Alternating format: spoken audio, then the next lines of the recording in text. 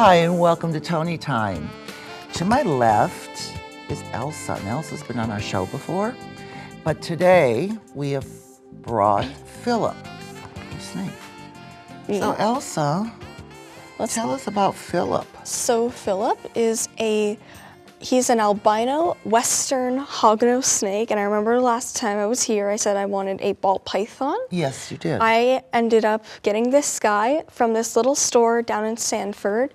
It was called Pet Pros. It was run by this woman, I think her name was Stacy, and she was a breeder of parrots and stuff.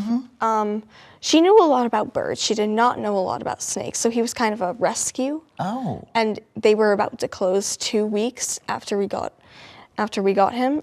They did close, so they aren't open anymore. Oh, wow. She did take all the animals to a different store in New Hampshire, but I don't know which one. Okay. At the pet store, he was originally $250, just because he's albino, and a normal hognose costs like $100, maybe $50 or something. Okay. We got him on discount for $105. He was a Walmart blue light special. Yeah, he was a Walmart blue light special. Let me hold him. Or a Walmart yellow light special. Yellow light. Oh, wow. I don't know if the camera can see Philip. He's not very photogenic. Well, we didn't put makeup on him today. Yeah, if I try to take pictures of him, he always looks the other way. Oh, Philip. Like sometimes I take pictures of him with Mia, and the dog will be looking right at the camera, and he'll be looking the other way, and then I get him facing the camera, and the dog will look the other way. Well, you can never get them. He's very active. Yes, he wasn't very active when we first got him because the lady, like I said, she didn't know what she was doing. She knew a lot about birds that I looked up, and they were all true, but she didn't know about snakes very well. Like she said, she had a ball python that wouldn't eat for a year. Oh my goodness. I don't think she even tried to feed it though. Well, Philip didn't eat for 6 months. Like 6 months, because we tried feeding him, would not eat anything. Then finally 2 weeks ago, we put him in this, locked him in a closet with a live pinky overnight, and he just scarfed it down. Well, explain to the audience what a pinky is. A pinky is a baby mouse that is newborn to a week and a half old. They are small, hairless, blind, and deaf. Oh, okay. And we are not allowed to feed Philip anything bigger than his head, so a pinky does the trick. When he gets a bit bigger, if he does get bigger, this is usually the normal size for hognoses that are males like him. He would have to eat a fuzzy if he... What's a fuzzy? Next step up, just has hair. Still blind and deaf, though. Oh, okay. So, Then you get into hoppers, and then you get to full-grown mice. Hoppers. Hoppers are the next step up. They can hear, see, and have fur, but they aren't ready to leave their mom. Okay. All right, we're getting a very good education on this. So now, the history of Philip, you said it's more of a snake in the desert, or?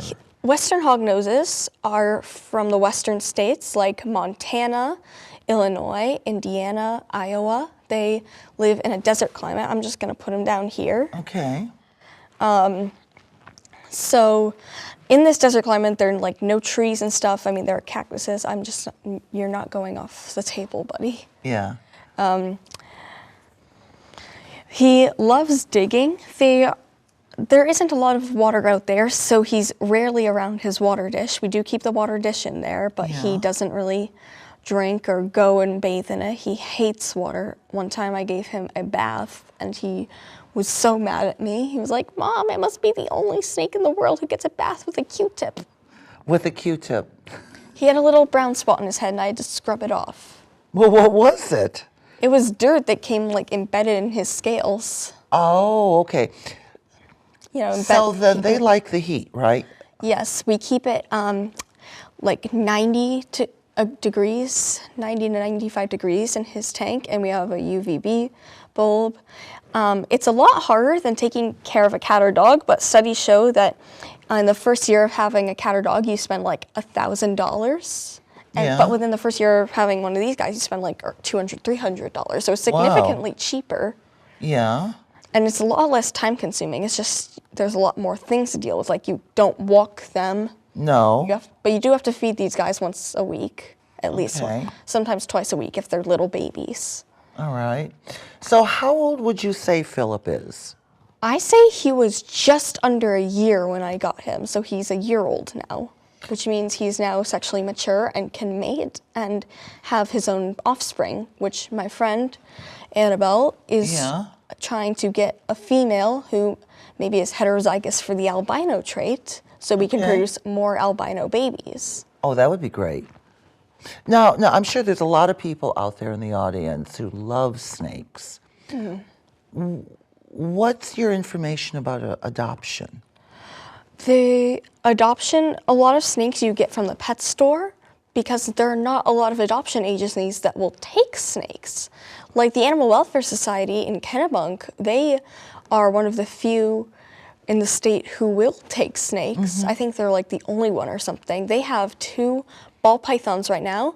Nagini, a female, I think Enchi or yellow belly ball python, very outgoing, but also very mellow. Ball pythons are very mellow. They just it's kind of like having a pet rock that just, you have to feed. Okay. An eating pet rock. As defense, they don't bite. They will curl up into a ball, and they will only bite if like you don't heed that. But they're not very aggressive. Like he does sometimes false striking, where he'll ram you with this little nose of his. I'm just gonna give him a boop, which he is not a big fan of. But No, he crinkled his nose. Now, if people were going to adopt a snake, what type of person would they need to be? I mean, I know there's a wide range. Like, you have to be okay with handling the snake. These snakes, Nagini and Severus snake at the shelter, they are rescued from like a hoarding situation or something. Really? I'm not totally sure, but that's where most snakes are rescued from. Like, there's a very thin line between reptile collectors and hoarders. Okay. Reptile collectors will have like a bunch of reptiles, but they'll actually take care of them and socialize them and stuff. But hoarders will just keep a bunch of snakes, won't touch them at all, they just show them off. Like they only get them for their good looks, and that's where a lot of Burmese pythons in the wild come from, because people who see these tiny little snakes, win them at the fair, like, oh, so cute, get them from a flea market. They don't, and it's fine for a while, it's just like this tiny little inch-long baby, not even inch, well, it's not an inch long, but it's like a foot-long baby that's totally doesn't need a whole lot of care. You just put it in a 20-gallon. We have Philip in a 10-gallon, feed it a mouse every week. But then they start getting bigger, and soon you have an 11-foot-long snake in a 40-gallon habitat with like 2 UVB lights that is eating rabbits and chickens, and you're like, this isn't even cute. I don't want this anymore. Why did I even get it? So some people do the responsible thing, and they give them away to people who can take care of them. They put them up for adoption. But some people, unfortunately, will release their Burmese python, reticulated python, green anaconda into the wilds, because especially down in Florida. But the majority of the snakes in Florida, actually, they don't come from those people.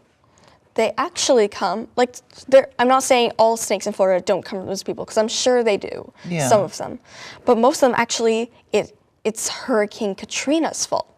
Oh, really? In southern Florida, when Hurricane Katrina struck, there was a huge laboratory Burmese python breeding facility. When the hurricane came, the facility had to be evacuated, and they didn't have enough room or time to get all the snakes and take them with them, so they left them to face the storm. And Burmese pythons are very, very good swimmers. They are in usually a very wet habitat. They're from Southeast Asia. You know what, they're just all over Asia, especially the retics too, but not really in Japan or anything. That's a bit too cold for them. I mean, like Burma and Cambodia and India. But so these snakes managed to escape when the hurricane struck, the ones who survived and went down the wild. Some of them were gravid, meaning that they were pregnant, they were about to lay eggs. Oh, wow. And they survived the storm and are still out there, because these snakes can live like 20, 30, 40 years. The oldest snake was a reticulated python. I think her name was Lucy. She lived to be 40 years old, 42 years old. So, I mean, if someone had a snake from the time it was a baby, and something like that happened with Katrina, and now they're out in the wild, will they survive? The chances are pretty much 50-50. Snakes are not domestic animals. I think people need to understand that. There are some snakes that are aggressive, some snakes that are totally fine, like Philip. Sometimes he does get a bit mad, but he's totally tame. If I let him out in the wild, he probably would survive, because they do hibernate. It's very cold out in the desert, believe it or not. There's no snow or anything, but it can get to 20 below zero out there. And so these guys, they will actually go into hibernation. I couldn't really play with him for a while when I first got him, because he was in hibernatory state, because he is a North American species. Oh, wow, okay. They even go up into like southern Canada or something, these guys. Wow. Like Calgary and places like that. All right. So if somebody, now you were explaining about a hoarder and a reptile collector. A reptile collector usually is very responsible, keeps them in the proper containment, locks the containment so nothing like this happens. But a hoarder just doesn't care. Like, a person can have like a whole bunch of animals, like cats, dogs, birds, fish, and just not take care of them. And that's pretty much hoarding. Like, I have, like, my mom calls me an animal hoarder, but I take care of my animals. I have my dogs, my cats, this guy, my fish. And I wouldn't call myself a hoarder. I definitely have a lot of animals, hoping to get more in the future, but I do not leave them to die. I don't get them to show off to people. I get them for your enjoyment. Yes, for my enjoyment. So we can both be happy. They'll be happy because they're getting the proper care, and I'll be happy because I'll have a new little friend to play with. Like, for the first few months I got this guy, he was very aggressive. He had not been handled. It's very important with exotic pets. You have to socialize from the moment they are born. Oh, okay. The more you socialize, the more tame they will be.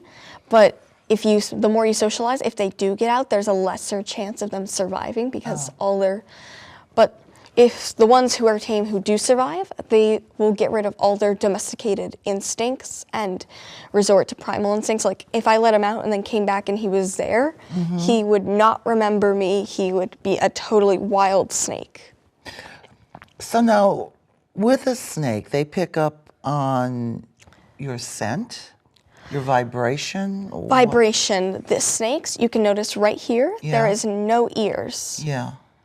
See, there's no ear holes. Okay. Like, they have nostrils and stuff, no ears. So Philip can feel vibrations of what I'm saying, but he is completely deaf. Okay. So they pick up on vibrations. If like an elephant is stomping through the forest, they'll pick up on that. They'll for sure. They'll feel it. They know when earthquakes and hurricanes and stuff are coming. They're very smart about that. But Philip is kind of a ditz about that. Like, if I put on music and put it like right next to his cage, and he'll feel it through the vibrations, and he'll get all jazzed up like, ooh, yay, music. So what does he do? Does he sit up? Does he? He's kind of stands up, kind of waves his head around like he's trying to dance. This is just great. So now, I mean, there's so many people who will go to different countries and smuggle in. Yeah, like sometimes, like, we wouldn't have Burmese pythons or ball pythons here in the U.S. if they weren't imported. Like, there's a difference between smuggling and importation. Smuggling is when you take an endangered animal and import it, but it's not good, because those animals, they shouldn't be kept as pets. They need to be, like, I agree, they should be used for captive breeding to support their species, but they shouldn't be sold as just casual pets. You would need like a breeder's license or something so they can repopulate their species. Okay. Now, is this an endangered species? It is not It is not an endangered species. They are protected in Illinois. You cannot have one without a breeder's or a rehabilitation license. Okay. But they are very plentiful in other states. And there are companies that do breed these, like BHB Reptiles, Hilltop Hognose, that is based in Massachusetts and New Hampshire.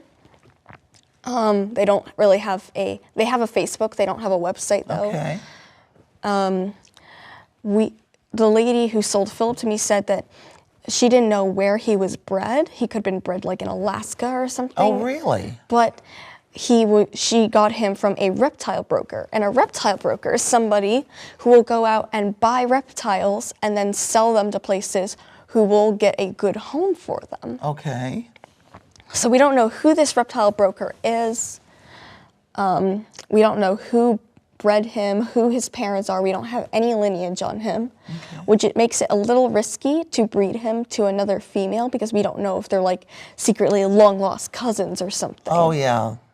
We don't have any heritage. Inbreeding. Yeah. Well, does that work the same way as it does with dogs? Yeah, it works. It works like that. All like with everybody, Okay. like humans inbreeding, that can lead to problems. Snakes, dogs, elephants, anything inbreeding can lead to problems later on in life. Wow. Now, at the shelter, you said there's two snakes up for adoption. Yes, there are 2 ball pythons. There was a bearded dragon and a leopard gecko who both got adopted. Now, what are they? Break that down for the audience. Which ones? The bearded dragon, the leopard? Yeah. A bearded dragon is a very popular pet lizard. If you've ever been to PetSmart or Petco, they will always have these tiny, cute little baby brown lizards that look like little dragons. Those are bearded dragons. The pet stores, they will lead you to think they stay that size. They actually get up to 1 or 2 feet long. You have to make a commitment to have something like that. The one at the shelter, his name was Ozzy. He was, I don't know what the morph was. He did have a red beard, though. And the rest of him was just normal, sandy color. They are from Australia, actually. Wow. Leopard geckos, I think they are from the Pakistani and, those places. There's deserts. Yeah. I forgot for a second. My mind went kind of what. Unlike other geckos, they do not have the sticky pads on their feet. Okay. They actually have claws that are used for going over rocks and stuff. You will see those too. They don't get very big, so the pet stores are right about that, but the pet stores will also mislead you to believe that they need sand in their cages. You should never put sand in with a leopard gecko because, like, the deserts around here, yes, there are lots of sand, and in the Saharan desert, yes, it's a lot of sand, but they don't live in those climates. They live in a packed down rock desert. Okay. So you'd be much better off putting down rock. Or just like dirt substrate or something. Okay. Like I know somebody who for the first few weeks we had the leopard gecko, because I actually fostered the leopard gecko for a while. Yeah. It was a birthday present for her. Where we put newspaper down just as a temporary substrate. I wouldn't recommend it full time. Some people do it full time, but it doesn't really, like the ink can kind of hurt them if they get like saliva on it. Yeah. But it is very good for temporary substrate. You can have 4 leopard geckos in a 20-gallon aquarium. And they won't fight, they won't. It depends on the gecko. Like the gecko, we got her very calm, very quiet. Her name's Tina. She's albino, just like Philip. We got her from a reptile breeder that was at an expo, which is like AnimeCon or something. The most famous expo in America is Repticon, which is like reptile convention, and breeders from all over the states of like lots of exotics, like not just reptiles, like snakes, sugar gliders, tarantulas, lizards. They'll come from all over to sell their animals there. Wow. Well, I mean, now, is that show held in Maine or is it in different parts every year? It's in different parts a lot, like Repticon kind of travels. It's never been held in Maine before. There was one reptile expo, not Repticon, that was held in Maine back in 2012 by the Maine Herpetological Society, but that was the only one I've ever seen being held in Maine. The closest one is coming up this October in Manchester, New Hampshire. Oh, wow. There's also, is held by the, I forget who it's held by. It's just by a bunch of guys who like reptiles. The other one is the New England Reptile Expo, which is held in Massachusetts, which that was the first one I ever went to. It's coming this September. It comes every year in September. Great. Okay. So I hope the audience out there is taking notes. Yeah. If you're interested in a snake or you want to learn more, I would go to that show. Yeah, you can ask questions from all sorts of different vendors. They will tell you a lot of stuff about reptiles. Like, it's nothing that you will hear any old PetSmart be like, oh, you just need a light and some sand and a rock for this gecko. Get the heated rock. Never get a heated rock for an animal because they can burn themselves. Yeah, I would think so. Well, I mean, knowledge, they probably have very little knowledge on certain animals. Yeah, like those big CEO corporations, they don't do it for the animals, they do it for the money, really. Yeah. Well, they do. Which is sad, because if you want to work with animals, it should be because you love animals, not for the money. Yeah. Like, I want to work with animals when I'm older, like Philip, but I would never be in it for the money. No. And because it involves working with animals, and I love animals. Yeah, definitely. I mean, he seems pretty content here. Oh, just wait, I can demonstrate. There's actually a video that I took of him. There's a certain spot he does not like being touched, and he will do a defense mechanism where he will puff up. Watch this. He'll puff up this part of his head and pretend to be a cobra. Oh, come on, come back here. Okay. If he's gonna do it for us today, I'm not sure. So he doesn't like his tail being... Not really. Okay. And also, if I wake him up, he does not get happy. But I do have the video, which I sent to Steve, we can show on here. Okay. And Steve is probably popping that up now on... Okay, look at him. Wow. Now tell me, what's the life expectancy? 18 to 19 years for these guys. Really? So he's not going to live as long as other snakes can. Yeah. But he still is going to live a very long life. I think the shortest lifespan I've ever heard in a snake is the garter snake living 6 to 12 years. Yeah. Which my garter snake died at 3 years old. Okay. From freak accident. I don't want to know. You don't want to know. I don't want to know. Okay, so,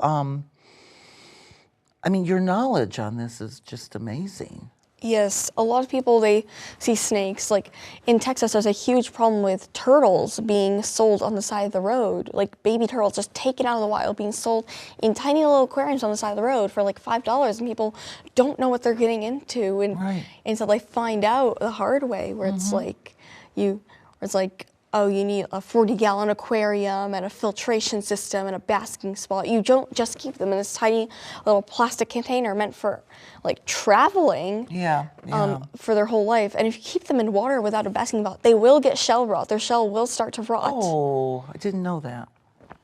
Oh, my. Like, if it's caught very early, you nip it while it buds, it's treatable. It's very easy to treat. But if it starts rotting their whole shell, then you're screwed. Oh, my. Now, I mean...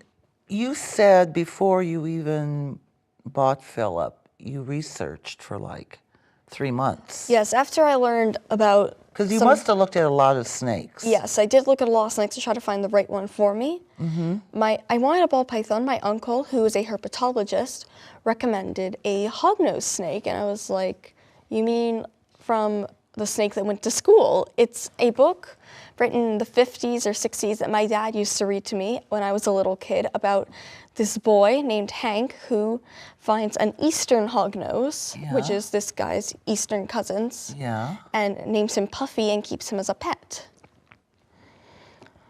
So I just started researching and I was like, maybe that's a better fit for me than a ball python. Yeah. It's a ball python. You know, it's just a pet rock that eats. That eats and sleeps, right? Yes, and these guys are diurnal. Ball pythons are actually nocturnal. Okay. They don't make much noise. Like, they don't make any noise at all.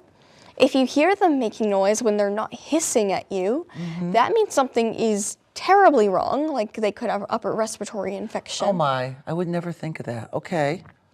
Like, there was this one snake at Petco that was sneezing and hiccuping, and I had to report it. Yeah. And they didn't do anything, so we actually had to call the shelter, and they took the snake and treated him. And one of the shelter members did take him home. He was a little ball python, just a baby. Oh.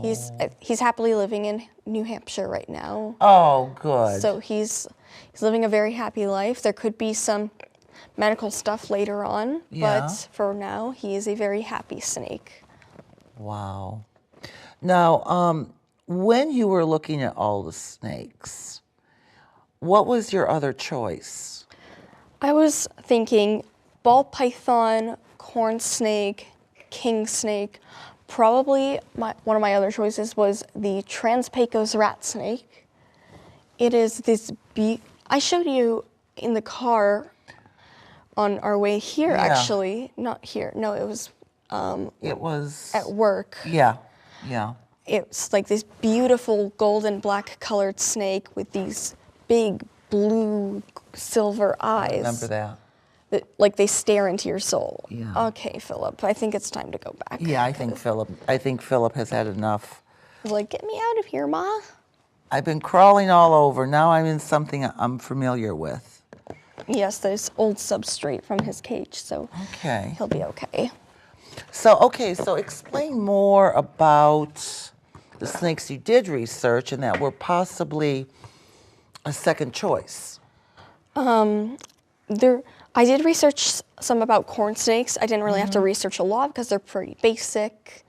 And my uncle, who recommended hognose to me, has a corn snake. All right. His name's Jake. He is 17 years old, so he's getting up there. Yeah. Probably not going to live very much longer. 17, 19 years old. He was hatched from a wild clutch that they found out in the woods of Mississippi, where my uncle lives. They hatched, I think, at least 5 babies from that clutch. Oh my. And he kept Jake as a pet. And Jake is very loving. I met him over Christmas. He's very mellow, will sit on your shoulder. I actually got him stuck. He went into my braid. Okay. I put him around my shoulders, and he went into my braid, and I had to lay down on the grass to get him out. Yeah. He is about 5 feet long. Corn snakes get significantly bigger than hognose. He's also very girthy, like about this thick. Okay. But why are they called corn snakes? Because they live, the farmers called them that when they first discovered them here, because they lived in the cornfields. They're a species of rat snake. They lived in the cornfields and ate all the rats that were in the cornfields. Okay. And also their pattern looks a lot like Indian corn. Oh, all right. Okay. And then you had mentioned another snake. King snakes. King snakes. King snakes, the reason they are called king snakes is because they are cannibals. They will actually eat other snakes. Like, if a wild-caught king snake, every time if you give him a choice between a smaller snake and a mouse, he will go right for the snake. Wow. The prairie king snakes, I've heard, are also immune to rattlesnake venom because the two species will get into fights, and a lot of times the prairie king snakes will win and eat the rattlesnakes, and the rattlesnakes will bite them, but the prairie king snake's nails are too tough for the rattlesnake's fangs to get into, and when the rattlesnake does bite, the venom does not affect the snake at all, and they'll just be like, is that the best you can do, and just eat the rattlesnake. You are amazing, Elsa.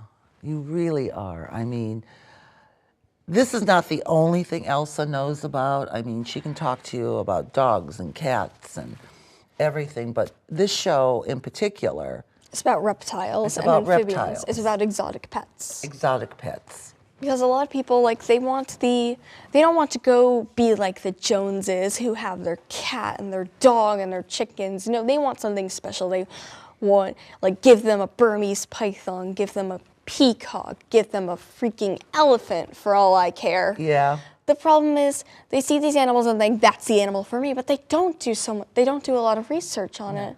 Like, it's really sad. Like, the rapper Tyga actually got a pet tiger who had to be confiscated from it because it's against California law to have a pet tiger. I would think so. The tiger actually got taken to a sanctuary. Yeah. And it costs like $10,000 a year to feed him, and his old owner doesn't even donate a cent. Oh my. Well, that was just something he got on a whim. Yeah, I guess. It was something to talk about. It was. Yeah, like, oh, and don't even get me started on Justin Bieber. Why? What'd he do?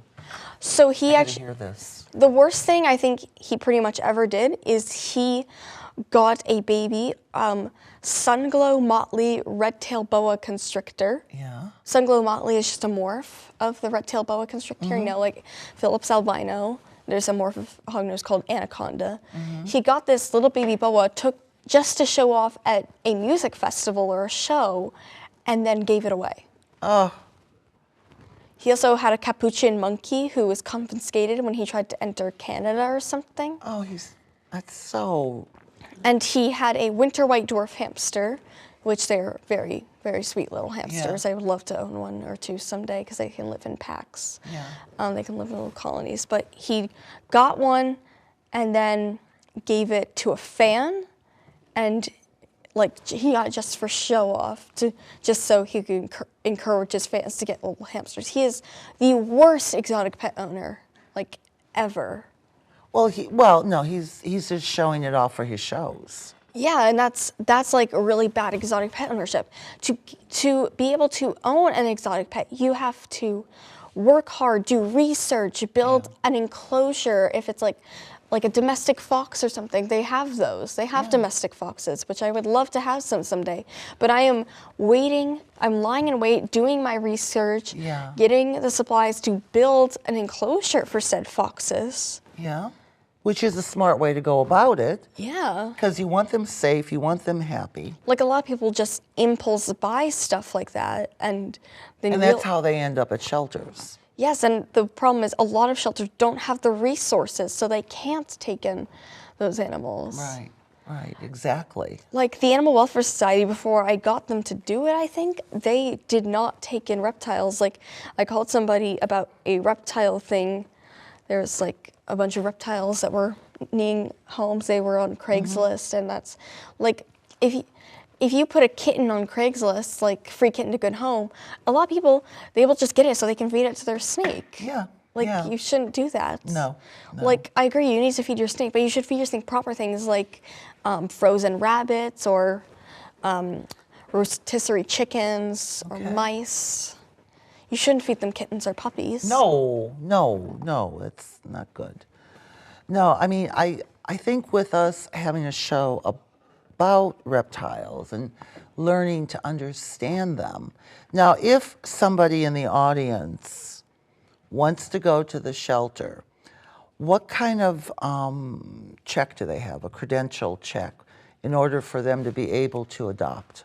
Well, the snakes have a very cheap adoption fee. Like, at a store, you can see a normal ball python for sale for like $50. These snakes, their adoption fee is $30. They do not need to go home together. Ball pythons are solitary animals. You will need to have, these guys are full grown, don't know exactly their age, probably around like 3 to 5 years old, probably. I think they're full grown. They need at least a 40-gallon aquarium, like I said, for the turtles. These snakes go 3 to 5 feet. The biggest one on record being a 6-foot female. Nagini is a female. She will grow significantly bigger than Severus. Severus will grow 2 to 3 feet. Nagini will be 3 to 5 feet. All right. Possibly 6 feet if you feed her very well. You will need to change her aquarium as she grows. Philip is already full grown, so if we need to change his aquarium, we can just move him into the 20-gallon we have. Yeah. We have 2 20-gallon aquariums that he can live in, but he prefers a smaller space. Well, yeah, it's cozier. It's like a studio apartment. You'll need UVB bulbs like we have for Philip. You'll need a double lamp, like one is for the vitamin D. The other is for the heat. instead of projecting light, it projects light, but it also projects heat coming from the light. Do not get heat rocks. I repeat, do not get heat rocks. Like, it's rocks that you plug in and they heat up. You cannot control the temperature of those. The animals, no matter what they are, they will burn themselves on the rock. Yeah. And you will have to take them to the vet. There is only one vet in all of York County that treats exotics. She's up in Saco. She is Philip's vet. She is specialized in exotics, sees all animals, very knowledgeable woman. All right. I admire her a lot. She did such a good job with Philip. After we took him to her, he started eating again. She gave us medicines, and we gave them to him. He was not happy. We had to force it down his throat in a syringe. But it helped him get right back on track, and I just want to thank her for that. What's her name? I forget her name. And also for privacy reasons. Well, yeah, but somebody. But the hospital is called Animal Medical Associates. It's in Saco. All right. Like, I remember seeing one woman in the waiting room who, I don't know her name, and I'm not going to give it, even if I did, I wouldn't give it away, just for privacy reasons. Yeah. She has this rabbit who needs to go every month because he has a genetic condition where he cannot file down his own teeth. Oh, my. So he has to get his teeth filed down by the vet. It's, for exotics, it's $80 an hour for that, plus the medical expenses. The last one, I think, was $300 because we had to get so much medicine for him. Yeah. But it's definitely worth it because she just makes them well again. Like Kennebunk Animal Hospital, they will only treat dogs and cats and stuff. Yeah, so you really can't go there. Yeah. So we're getting close to the end of the show, Elsa, but let's talk about, I know that we're flashing up on the screen the animal shelter, the address, the phone number. Say you saw our show. You watched and listened to everything Elsa had to say. Her advice, I think, is... I forgot to mention, for ball pythons, you also need a plant for them to kind of hide in, because they are an African jungle species. They do live in the jungle, and they also need a water dish. For other snakes, like Brazilian rainbow boas, I would recommend a mister. You have to mist them because they are from the Amazon. They do need a lot of water.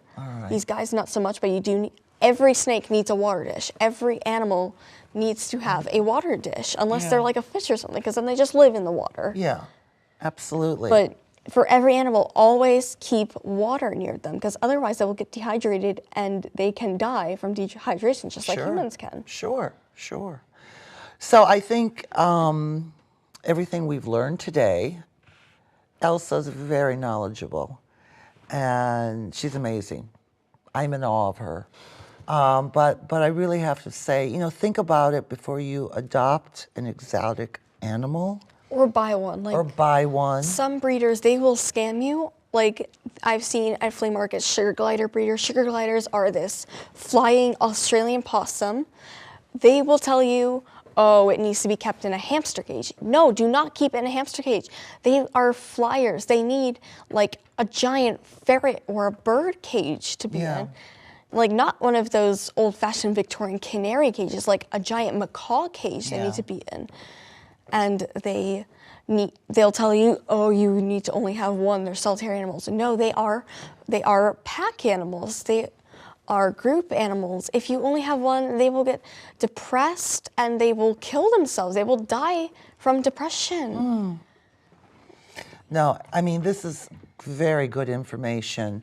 And I think your love for animals and your knowledge is amazing, Elsa. Oh, look, he's digging in here. And I think you've helped a lot of the people out in the audience today understand a lot more. And you'll come back to the show. We'll talk about another animal. Yes, hopefully the next time I come in, I will have everything on my list of new animals I want to get as siblings for Philip. Like, I would like a Bork's parakeet. They're little, they're parakeets. They're actually pink and black. They're all pink and they're very sweet. They sing, don't talk. I would love to have a pair of sugar gliders, just like I mentioned previously. You need 2 or more. I'm just going to have 2. You cannot keep males together unless they're neutered. And I do want a pair of males, because the females can be kind of Well, crabby. females can be. All right, so you're going to come back. We're going to do another show. Yeah. Talk about more animals. I might bring in my dog or my cats or Oh, something. Cinda? Cinder, who is Cinder. not very smart. Oh, honey. She's kind of a ditz. She's creative. My mom thinks the Cinder stands for Cinderella. My dad thinks Cinder stands for Cinder Block. Oh, okay. Well, there you go. So, Elsa, thank you for being on the show today. It's no problem. And I mean, I love having you on. I love hearing. I learn just as much as you do out there in the audience. And Elsa's full of information. So all the phone numbers and everything are at the end of the show. Please feel free. And I'm taking Philip out to say goodbye. to Oh, everyone. Philip's going to say goodbye. Yeah, he's So I gonna- want to thank you for watching our show today. And have a good day. Bye-bye.